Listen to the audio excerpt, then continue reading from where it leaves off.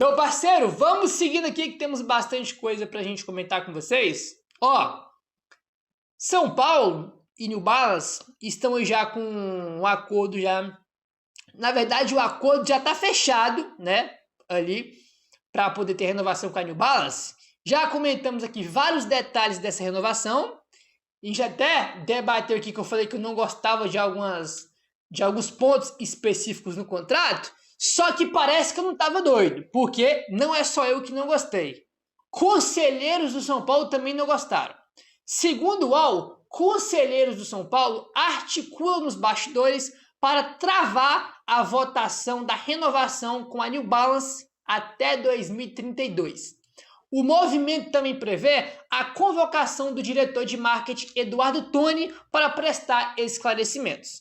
A avaliação é que esse vínculo com duração de 6 anos e também prevê uma multa de 200 milhões de reais exige uma discussão ampliada antes de ser levado a voto, tá? Então, conselheiros de São Paulo estão aí se articulando para travar a votação. A ideia é chamar o Eduardo Toni, que é o diretor de marketing, chamar ele para ele explicar, esclarecer esse contrato aí, porque o que mais pega é o contrato de 6 anos até 2032 e uma multa de 200 milhões de reais. Comentamos sobre a multa especificamente esses dias, né? Que a multa é 200 milhões e cada ano que vai passando vai diminuindo 25 milhões, né? Então fecha a renovação, a multa é 200 milhões. Aí passa um ano, a multa cai para 175. Aí passa outro ano, cai para 150 e aí vai. E, cara, assim, eu também, tá, tenho muitas dúvidas aqui sobre esse contrato, porque, cara, 6 anos, irmão, de contrato é muita coisa, até, irmão, 2032. A gente tá em 2026.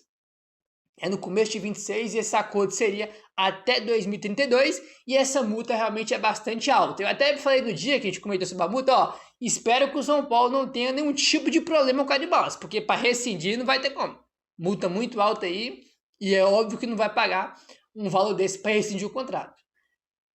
Eu acho o acordo muito longo, tá? Não acho que tem que ser longo desse jeito. E realmente a multa é muito alta. Então, vamos ver, os conselheiros aí querem que o Eduardo Toni explique, né? Tem um esclarecimento aí por parte dele sobre os motivos desse contrato, né? Muito longo, tanto o tempo de contrato quanto a multa.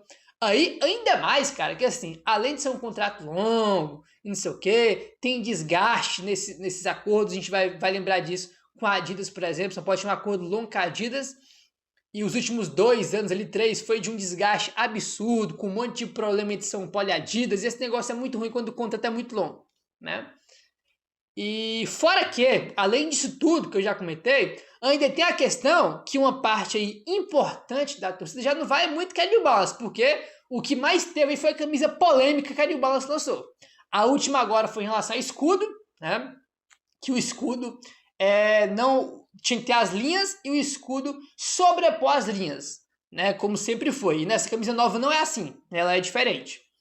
Teve também, em 2024, se eu não estou enganado, foi em 24? Foi 24. A terceira camisa de São Paulo, aquela vermelha, também que foi super polêmica, uma parte importante também da torcida não gostou da camisa. Então, tem algumas camisas que a New Balance lançou que são polêmicas, né? Que divide muito a opinião da torcida, ainda tem essa, entendeu? Ainda o contrato longo, multa alta, ainda tem a questão que a New Balance não é uma empresa que ela é unânime aí na torcida do São Paulo. Ainda tem essa. Então, eu não acho bom esse contrato, porque é o seguinte, São Paulo vai ficar com a New Balance até 2032, é melhor para quem? Melhor que a New Balance, que vai ter a sua marca, né? Aí vinculada ao São Paulo até 2032. Ela só vai crescer com a marca São Paulo. O clube tem a terceira maior torcida, né? Vai ter uma visibilidade gigantesca, irmão. Os caras vão garantir tudo isso até 2032. E se São Paulo quiser trocar? Né? Acho que é muito mais benéfico esse acordo para a New Balance do que para o São Paulo. Tá? Então, eu confesso também que não gosto desse acordo aí. E os conselheiros querem barrar essa votação. Né? No caso, é barrar a votação e escutar o Eduardo Toni para ele esclarecer esse contrato. Aí depois sim ter a votação.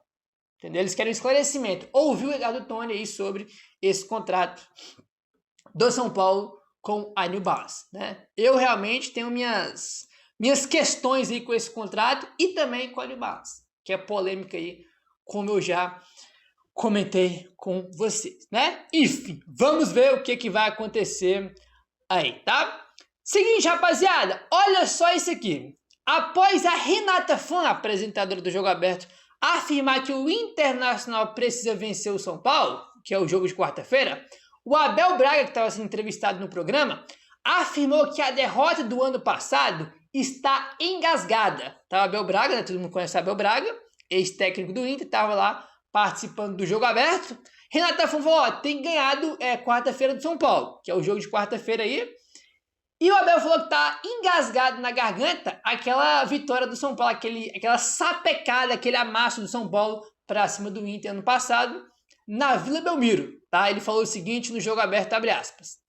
Eu acho que você vai ter essa alegria. Esse é o nosso desejo. Ainda mais que não estamos muito satisfeitos, porque naquele meu primeiro jogo, tomei uma pancada lá em Santos. 3-0 que está engasgado, fecha aspas, para o Abel Braga, falando que, né, que acho que você vai ter essa alegria, que é do Inter ganhar do São Paulo. E naquele jogo do São Paulo contra o Inter na Vila, foi o primeiro jogo do Abel, né, Abel Braga aí naquele retorno dele. Aquele jogo foi 3-0, acho que foi 2, não foi não? Eu achei que tinha sido 2-0, foi uma atuação muito boa do São Paulo. O São Paulo jogou para golear o Inter, foi um amasso, né? Foi um amasso aí. E segundo ele tá engasgado, né? Agora vamos voltar a reencontrar o Inter aí. Dessa vez lá no Beira-Rio, lá em Porto Alegre, onde não é simples jogar. Nunca foi simples jogar aí, né? Meu parceiro, vamos avançando aqui, olha só. Nenê responde o que faltou para o São Paulo ser campeão brasileiro em 2018. Nenê deu entrevista pro GE e falou o seguinte, abre aspas. Estávamos ali, se eu não me engano, entre os primeiros, se não estava em primeiro. Ficamos primeiro no Brasileirão por um bom tempo. O elenco era curto. A gente acabou não aguentando porque tem que ter 2 elencos titulares. O Palmeiras e o Flamengo sempre ganharam por isso. Depois chegou outubro, novembro e a gente ficou naquela. Realmente não tinha como aguentar 60 jogos jogando no mesmo nível, só com os mesmos jogadores. Aí tinha jogadores que tinham machucados. Jogadores que tinham saído, o Militão tinha saído, o Rojas se machucou e o time estava certinho. Foi um ano muito bom. Conseguimos a vaga da Libertadores, que também fazia um tempão que já não estava brigando, que estava brigando para não cair e tal. Mas é uma pena mesmo não ter conseguido manter na briga pelo título, fecha aspas, para o Nenê, falando sobre o São Paulo não ter aguentado, né? Disputar ali até o final o título do Brasileirão. É verdade, que o time estava encaixadinho bem, o Militão sai, o Rojas se machuca, o Everton, né, que foi trocado pelo Luciano, que foi pro Grêmio depois, ele se machuca. Então, acho que essas 3 percas aí, cara, destruiu o time, né? Rojas se machuca, Everton se machuca e o Militão sai. Aí o time, irmão, desmorona ali e não consegue manter na briga pelo título. São Paulo foi, até virou o turno em primeiro, né, o famoso campeão do primeiro turno, foi campeão do primeiro turno, mas não conseguiu aguentar porque teve várias percas aí, né? Especialmente Everton, Rojas estava muito bem e também o Militão. Fizeram bastante falta, né? Fizeram bastante falta aí. Meu parceiro, você que tá aí, se inscreve no canal, deixa o like, valeu, tamo junto e saudações tricolores.